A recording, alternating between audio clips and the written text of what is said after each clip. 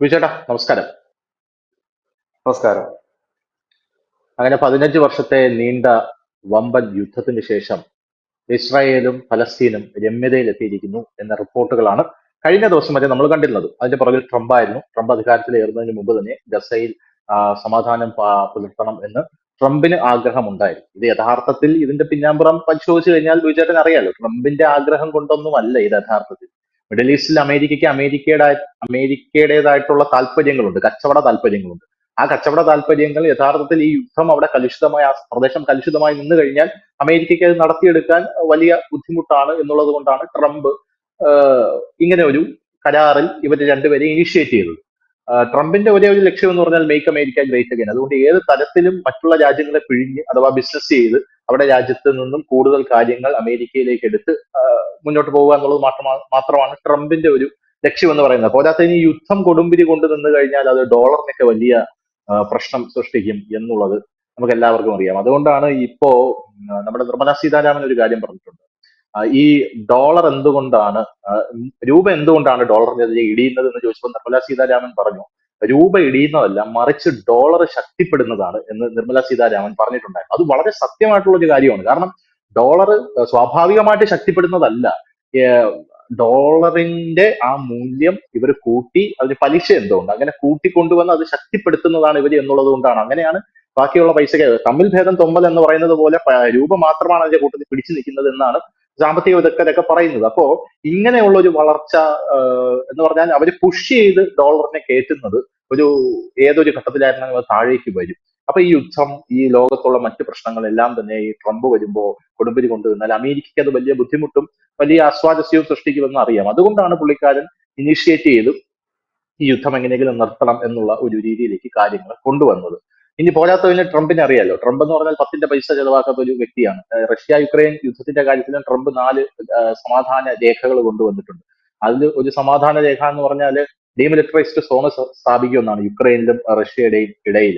പക്ഷേ ആ പൈസ ഞങ്ങൾ ചെലവാക്കില്ല, അത് യൂറോപ്പ് ചെലവാക്കിക്കൊള്ളണം എന്നാണ് ട്രംപ് പറയുന്നത്. യൂറോപ്പ് ചെലവാക്കണം, പോളണ്ട്, ജർമ്മനി, ഫ്രാൻസ് ഈ 3 രാജ്യങ്ങളും അതിന് ചുക്കാൻ പിടിക്കണം എന്ന് പറയുന്നു. UN, നിങ്ങളാണ് ഇതെല്ലാം തുടങ്ങി വെച്ചത്, അതുകൊണ്ട് നിങ്ങൾ തന്നെ ഇതിന്റെ ബാധ്യതകൾ ഏറ്റെടുക്കുമെന്നാണ് ട്രംപ് പറയുന്നത്. പത്തിന്റെ പൈസ ട്രംപ് ചെലവാക്കില്ല എന്നുള്ളത് ഒരു വസ്തു തന്നെയാണ്. ട്രംപിനെ കൊണ്ട് എന്തെങ്കിലും ഒരു രൂപ, 10 രൂപ തൊട്ട് ട്രംപിന്റെ പോക്കറ്റിൽ നിന്ന് ഇറക്കിക്കണമെങ്കിൽ അത് നമ്മുടെ പ്രധാനമന്ത്രി നരേന്ദ്രമോദിയെ കൊണ്ടേ ഇതുവരെ സാധിച്ചിട്ടുള്ളൂ. ട്രംപിനെ ഒന്ന് പിടിച്ചു നിൽക്കാനും ട്രംപിനെതിരെ എതിർത്ത് നിൽക്കാനും ഒക്കെ. അപ്പൊ അങ്ങനെ ഒരു സാഹചര്യത്തിൽ ട്രംപ് ഗസയും പലസ്തീനിലും ഇസ്രായേലും ഒരു സമാധാന ചർച്ച കൊണ്ടുവരുന്നു. ദോഹയിൽ ഒരു ചർച്ച നടക്കുന്നു, അത് അംഗീകരിക്കുന്നു. ഇസ്രായേലും അത് അംഗീകരിക്കുന്നു. ഗസയിൽ സമാധാനം പുലരുന്നു. അവിടുത്തെ ആളുകളെല്ലാം സന്തോഷ ആനന്ദ സന്തുലിതരാകും. ഈ ഘട്ടത്തിൽ ഇസ്രായേൽ വെടിനിർത്തൽ കരാർ ലംഘിച്ച് വീണ്ടും റോക്കറ്റ് ഇട്ടു. ഗസയിൽ വീണ്ടും ഇട്ടു, 18 പേര് മരിച്ചു, സ്ത്രീകളും കുട്ടികളും ഉൾപ്പെടെ. കഴിഞ്ഞ ദിവസവും വ്യോമാക്രമണം നടത്തി 73 പേര് മരിച്ചു. എന്താണ് നടക്കുന്നത്? യഥാർത്ഥത്തിൽ ഇസ്രായേല് അമേരിക്കയുടെ ഒരു കുഞ്ഞനുജനാണ് എന്നൊക്കെയാണ് നമ്മൾ ചർച്ചകളിൽ പറയാനുള്ളത്. ഒരു വല്യേട്ടൻ പറഞ്ഞാൽ ഇസ്രായേല് കേൾക്കില്ലേ? അല്ല, ഇത് ഇപ്പൊ നമ്മൾ ഈ വിഷയത്തിൽ, അതായത് സെയിം ടോപ്പിക്കിൽ നമ്മൾ ഇത് നടത്തുന്ന രണ്ടാമത്തെ ചർച്ചയാണ്. 3 ദിവസം മുമ്പ് നമ്മൾ ഉം, നടത്തിയ ചർച്ചയിൽ നമ്മളന്ന് പറഞ്ഞിരുന്നു, ഈ വെടിനിർത്തൽ കരാറ് പെർമനന്റ് സൊല്യൂഷൻ അല്ല, അത് പ്രാക്ടിക്കൽ ആകുമോ എന്ന് പോലും സംശയമുണ്ട് എന്ന് പറഞ്ഞിരുന്നു. കാരണം ഇതിനകത്ത് ഒരുപാട് അവ്യക്തതയുണ്ട് ഈ കരാറിന്. അതിൽ പ്രധാനമായിട്ട് ഉള്ള ഒരു കാര്യം എന്ന് പറഞ്ഞു കഴിഞ്ഞാൽ ഈ ബന്ദികളെ മോചിപ്പിക്കുന്നതുമായി ബന്ധപ്പെട്ട ഒരു കരാറാണ്. ഇതിൽ ശരിക്കും 251 ബന്ദികളെയാണ്, ഇസ്രായേലി പൗരന്മാരെയാണ് ഈ ഹമാസ് പിടിച്ചുകൊണ്ട് പോയിരിക്കുന്നത്.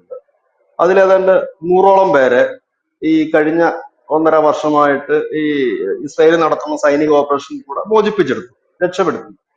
34 പേരുടെ ബോഡി തിരിച്ചറിയുകയും ചെയ്തു. അപ്പൊ 134 പേര് ഉണ്ട് ജീവനോടെ, 100 പേരും 34 പേര് മരണപ്പെട്ടു. ബാക്കി അവശേഷിക്കുന്നത് ഏതാണ്ട് ഒരു 98 പേരുണ്ട്. ഇവിടെയാണ് ഇപ്പോഴത്തെ ഇതിന്റെ ഒരു പ്രശ്നം. കഴിഞ്ഞ ദിവസത്തെ ഈ ബന്ദികളെ കൈമാറ്റ കരാറിൽ പറയുന്നത് വെറും 33 പേരെയാണ്. ഇത് ഇസ്രായേലിൽ വലിയ ഒരു പ്രശ്നം സൃഷ്ടിച്ചിട്ടുണ്ട്. പ്രത്യേകിച്ച് ഈ നെതന്യാഹുവിനെ പിന്തുണയ്ക്കുന്ന അവരുടെ സഖ്യകക്ഷി തന്നെ ഇതിനെ എതിർപ്പുമായി രംഗത്തെത്തി. അവർ പറയുന്നത് 33 അല്ല, 98 പേരും തിരിച്ചു വരണം എന്നുള്ളത്. ഇവിടെ ഹമാസിനെ കുഴക്കുന്നൊരു വിഷയമുണ്ട്. നമ്മൾ മുൻപ് തന്നെ അന്താരാഷ്ട്ര മാധ്യമങ്ങൾ പറഞ്ഞൊരു കാര്യമുണ്ട്. ഇത് എന്ന് പറഞ്ഞാൽ പ്ലാൻഡ് ആയിക്കൊണ്ട് നടത്തിയ ഒരു തട്ടിക്കൊണ്ടുപോകലൊന്നുമല്ല. കാരണം അവർ ഒക്ടോബർ 7 നടത്തിയ ഒരു വലിയ ഭീകരാക്രമണം, ആ ഭീകരാക്രമണത്തിൽ പല ഗ്രൂപ്പായിട്ട് തിരിഞ്ഞ ഹമാസുകാർ കൈ കിട്ടിയവരെല്ലാം പിടിച്ചോണ്ട് പോയി.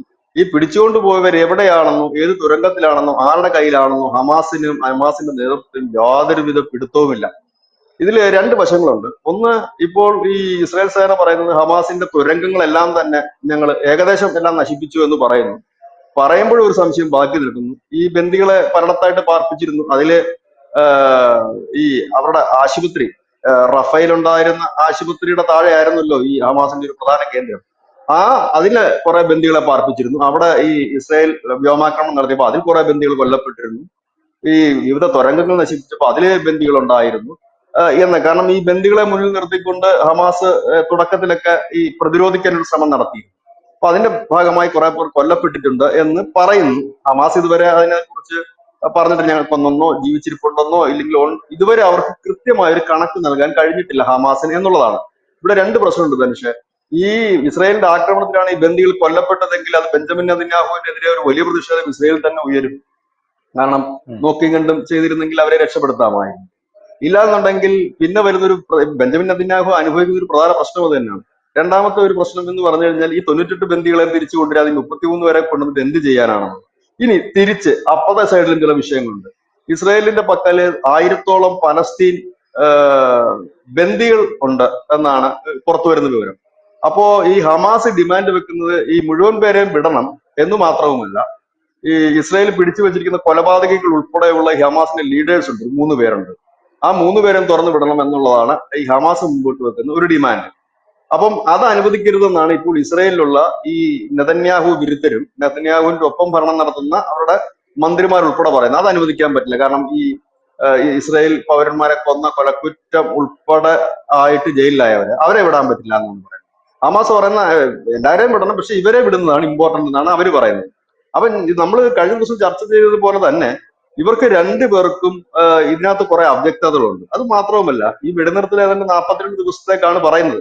ബാക്കി അതിൽ പറയുന്ന കാര്യം, തുടക്കത്തിൽ 16 ബന്ദികളെ വിടുന്നു, ഇസ്രയേല് പകരം കുറെ ബന്ദികളെ വിടുന്നു, അങ്ങോട്ടും ഇങ്ങോട്ടും ഒരേ സമയം ബന്ദി കൈമാറ്റം നടക്കും. അതിനുശേഷം ദോഹയില് ചർച്ചകൾ നടക്കും, 3 ആഴ്ച അടുപ്പിച്ച് ചർച്ച നടക്കും. അതിനുശേഷമാണ് ഒരു കരാറിലേക്ക് സൊല്യൂഷൻ എത്തൂ എന്ന് പറയുന്നു.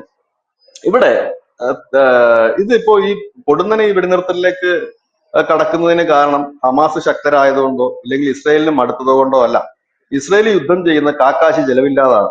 അമേരിക്കയുടെ പ്രതിരോധ ബഡ്ജറ്റിന്റെ 10 മുതൽ 20% അവർ നീക്കി വെച്ചിരിക്കുന്നത് ഇസ്രായേലിന് വേണ്ടിയിട്ടാണ്. ആയുധങ്ങളായാലും അവരുടെ സൈനിക ചെലവായാലും ഒക്കെ തന്നെ. അങ്ങനെ വലിയ മുതൽ മുടക്കില്ലാതാണ് ഇസ്രായേൽ ഈ നടത്തുന്ന യുദ്ധങ്ങൾ മുഴുവൻ നടത്തുന്നത്. അതിൽ കുറച്ചൊക്കെ അമേരിക്കയുടെ വെപ്പൺസിന്റെ പരീക്ഷണങ്ങളുമുണ്ട്, എല്ലാം ഉണ്ട്, ഇതിൽ നടക്കുന്നുണ്ട്. അപ്പൊ നേരത്തെ ധനുഷ് പറഞ്ഞ നിനക്ക് ട്രംപ് കയറി കഴിഞ്ഞാൽ വലിയ പൈസ എടുത്ത് വീശാൻ സാധ്യതയില്ല. അപ്പൊ അതൊരു കാരണമുണ്ട് ഇതിനകത്ത്. കാരണം ഇനിയിപ്പോ വലിയ പൈസ ഒന്നും കൊടുക്കണ്ട എന്നുള്ള രീതിയിലേക്ക്, കാരണം അദ്ദേഹത്തിന്റെ 1ാം ട്രിപ്പ് ഭരണകാലത്തും ഇതുപോലെ സൈനികരെയൊക്കെ വെട്ടിക്കുറയ്ക്കുന്നത് അഫ്ഗാനിസ്ഥാനിൽ നമ്മൾ കണ്ടതാണത്. സിറിയയിൽ അവരുടെ വലിയ സൈനിക താവളവും വലിയ സൈനിക വ്യൂഹത്തേക്ക് അവർ വെട്ടിക്കുറച്ചു, വളരെ എണ്ണം കുറച്ചു, ചെലവ് കുറയ്ക്കുക എന്നുള്ളത് അതിന്റെ ഭാഗമായിട്ട് നടത്തിയ ഒരു നീക്കം.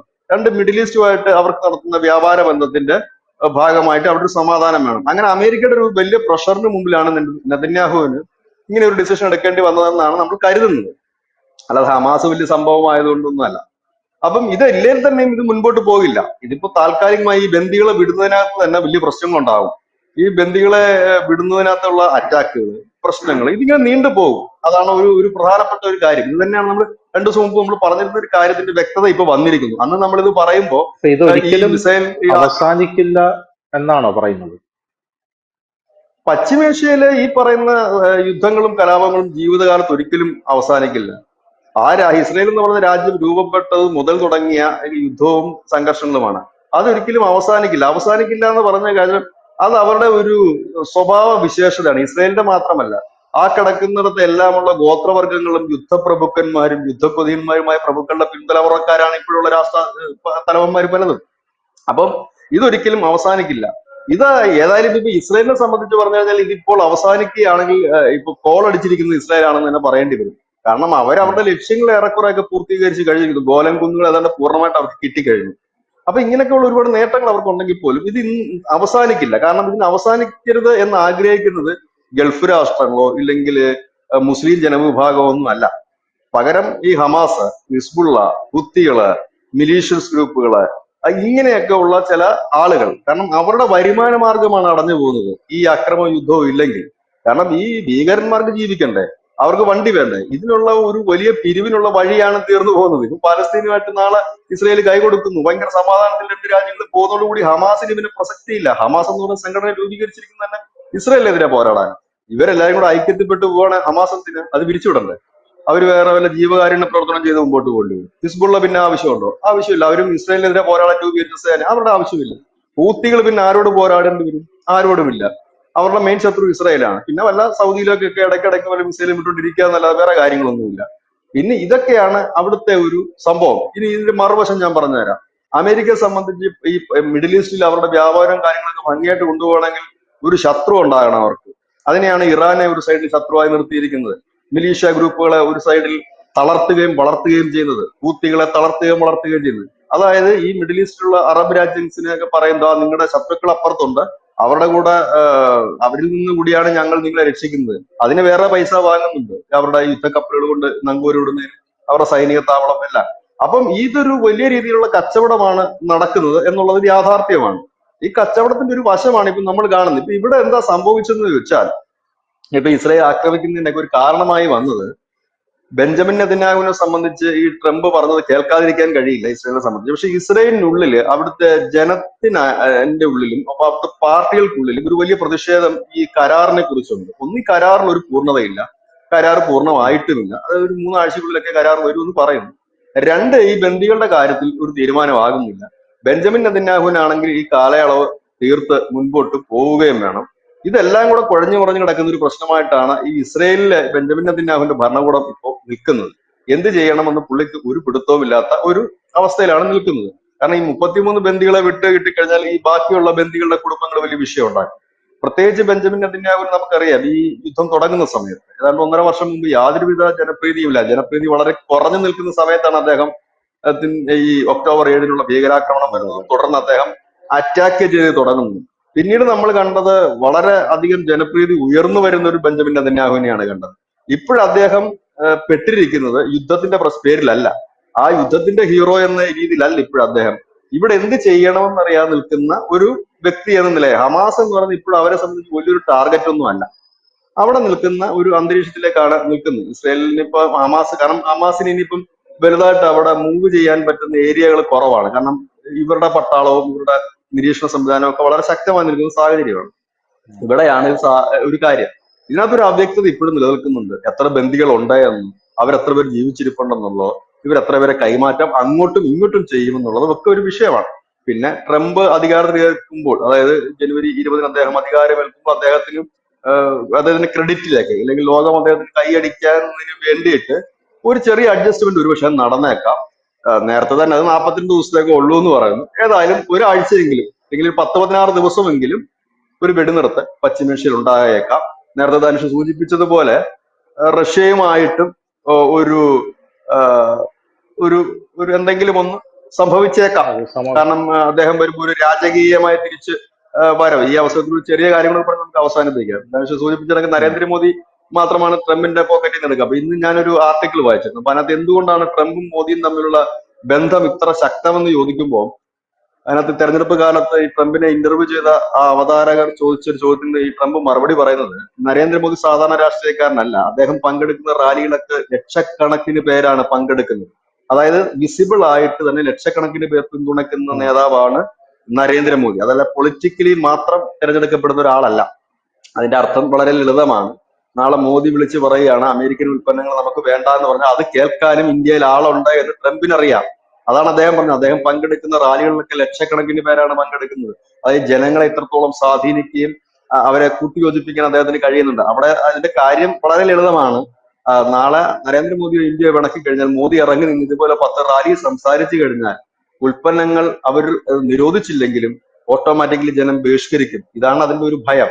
ഇവിടെയാണ് നരേന്ദ്രമോദി പറഞ്ഞാൽ എന്തും ചെയ്യും എന്നുള്ള, ഇല്ലെങ്കിൽ കാരണം ഇന്ത്യ ഒരു വലിയ വിപണിയാണ്, അതിനെ തള്ളിക്കളഞ്ഞിട്ട് ആർക്കും പോകാൻ കഴിയില്ല. ഇതിന്റെ ഏറ്റവും വലിയ തെളിവായിരുന്നു ജസ്റ്റിൻ ട്രൂഡോ കാല് പിടിച്ച് കിടന്ന് കരഞ്ഞിട്ടും അമേരിക്ക എന്തെങ്കിലും നിജാർ കൊലപാതകത്തിൽ പറഞ്ഞിരുന്നു, സ്വിറ്റ്സർലൻഡ് പറഞ്ഞിരുന്നു, ഫ്രാൻസ് പറഞ്ഞിരുന്നു. ഒരു രാജ്യം, ഒരു യൂറോപ്യൻ യൂണിയനിലെ ഒരു രാജ്യവും കമാന്നൊരു അക്ഷരം മിണ്ടിയില്ല.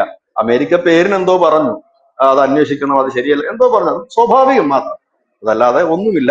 ഏതായാലും പശ്ചിമേഷ്യയില് ഒരു വെടിനിർത്തൽ ട്രംപ് വരുമ്പോഴത്തേനും ഉണ്ടാകും. അത് സ്വാഭാവികമായ കാര്യമാണ്. ആ വെടിനിർത്തൽ വലിയ ആയുസ്സൊന്നും ഉണ്ടായില്ല. ട്രംപിനെ ആഘോഷിക്കാൻ, ഇല്ലെങ്കിൽ ട്രംപിന്റെ സ്ഥാനാരോഹണം ആഘോഷിക്കാനുള്ള ഒരു ചെറിയ ഷോർട്ട് ബ്രേക്ക് മാത്രമാണ് ഇനി സംഭവിക്കാൻ പോകുന്നത്, ഒരു താൽക്കാലിക വെടിനിർത്തൽ. താങ്ക് യു ചേട്ടാ, വളരെ നന്ദി.